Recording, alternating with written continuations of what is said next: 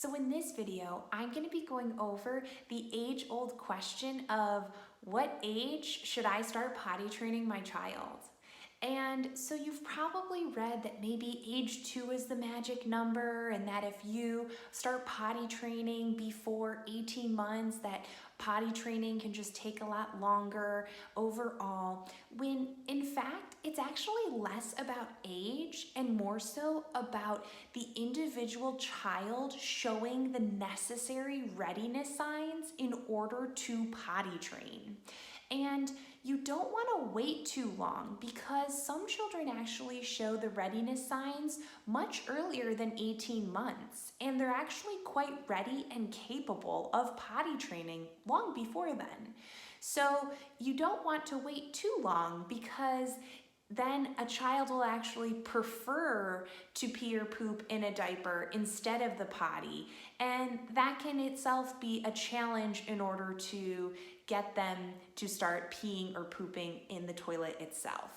And so without further ado, here are the key readiness signs to know that your child is ready to start potty training. And so the first key readiness sign is that your child is demonstrating interest in the toilet itself.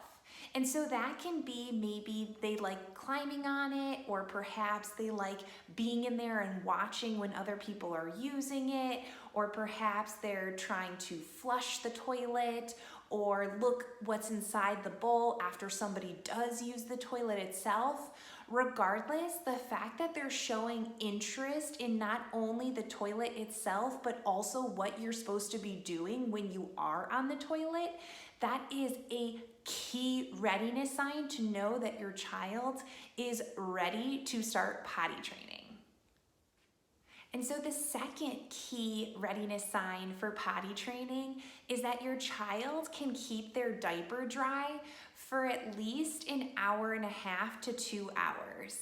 And so that is important because when you do potty training and you do it on a timed schedule where you're putting your child on the toilet every so often in order to provide them with frequent opportunities to pee or poop on the toilet, you'll need to know that they're able to hold it for that time that you've established for that timed void schedule. So for example, if your child can keep their diaper dry for an hour and a half, you should put them on the potty every hour. So that way you're not pushing them to their max of needing to hold, but instead recognizing that if you wait much longer than an hour, that they will likely have an accident. And so the third key readiness sign for potty training is that your child has regular and consistent bowel movements.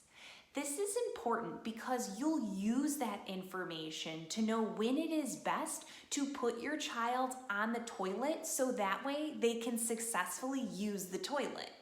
So for example, if a child, say, poops often after they have breakfast, then likely the best time to put that child on the toilet is immediately after breakfast.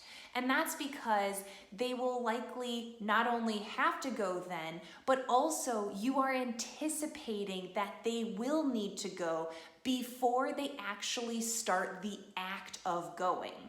Oftentimes with children who have inconsistent bowel movement patterns, you'll look for signs like maybe trying to run to get some privacy, squatting, maybe some grunting, and oftentimes these signs that you'll be looking for indicate that the child has already started the act of pooping.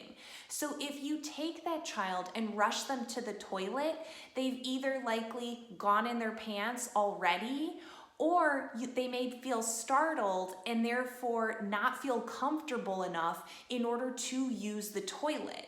And likely they'll just go in their pants after you take them off the toilet itself.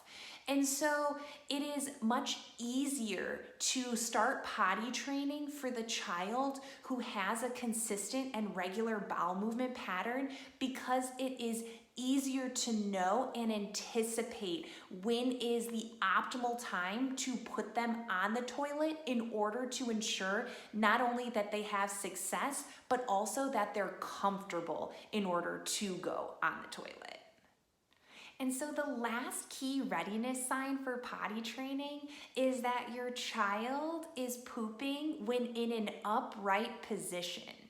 When I say upright, I'm referring to a standing position, squatting, or sitting position.